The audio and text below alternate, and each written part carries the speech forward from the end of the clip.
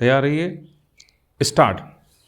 महोदय, श्रीमती नीरा ऐरन ने बताया कि उनका बेटा बंटी फेरी वालों की आवाज़ सुनते ही रोने और मचलने लगता है। स्टॉप। आखिर उसकी जिद पूरी की जाती है। स्टॉप। एक दिन मैं सो रही थी, आँख खुली तो देखा कि बंटी आइसक्रीम खा रहा है। स्टॉप। मैंने पूछा, यह आइसक्रीम कहाँ से आई? स्टॉप। तो कहने लगा, मैंने आपके तकिए के नीचे से नोट निकालकर आइसक्रीम खरीदी है। स्टॉप। मेरा माथा ठनका, तकिए के नीचे देखा तो 100 का नोट गायब था। मैंने उससे पूछा, बाकी पैसे कहाँ हैं? तो कहने लगा, उसने एक नोट की एक आइसक्रीम दे दी। स्टॉप।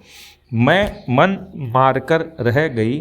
दूसरे दिन कई आइसक्रीम वालों से पूछा, पर नोट कहाँ मिलना था।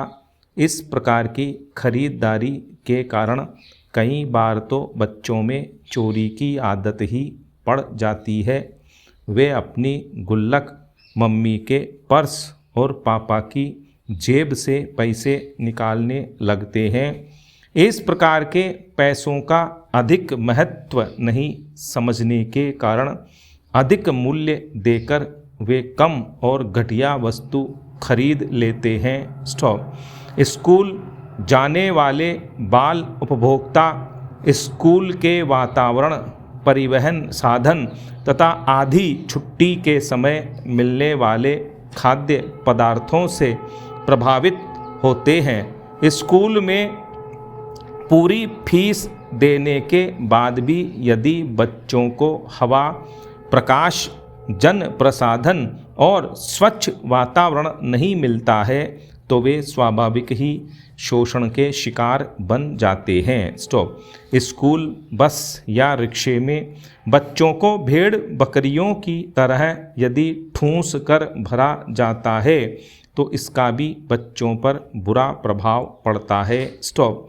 स्कूल के बाहर खोमचों और ठेलों पर बिकने वाली चीज़ें प्रायः अस्वास्थ्यकर, हानिकारक होती हैं। स्टॉप। बच्चे इन चीज़ों को बड़े स्वाद से खाते हैं। स्टॉप।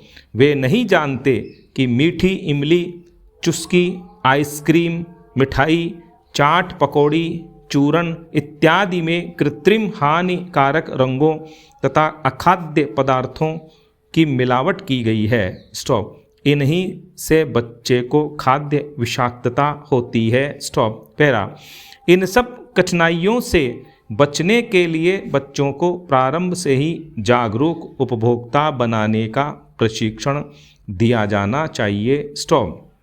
आज के आर्थिक उपभोक्तावादी संस्कृति के युग में बच्चों को खरीदारी से वंचित नहीं रखा जा सकता। स्टॉप।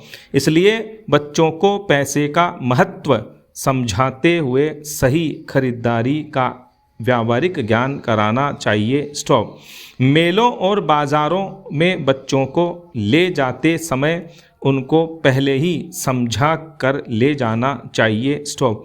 उनके मांगने से पहले ही उनके मतलब की कोई चीज़ उन्हें दिला देनी चाहिए। इससे उन्हें कुछ संतोष मिल सकता है। विज्ञापन विक्रय कला के भ्रम जाल में ना फंसने की भी हिदायत उन्हें समय समय पर देते रहना चाहिए। विश्वास की जगह से वस्तु खरीदने और फेरी वालों की ठगी से बचने की बात बच्चों के मन में बैठा देनी चाहिए। रुपए पैसे की पहचान के साथ साथ सही नाप तोल का ज्ञान भी बच्चों को कराना चाहिए। कुशल बाल उपभोक्ता ही भविष्य में अच्छे खरीदार सिद्ध हो सकते हैं। स्टॉप।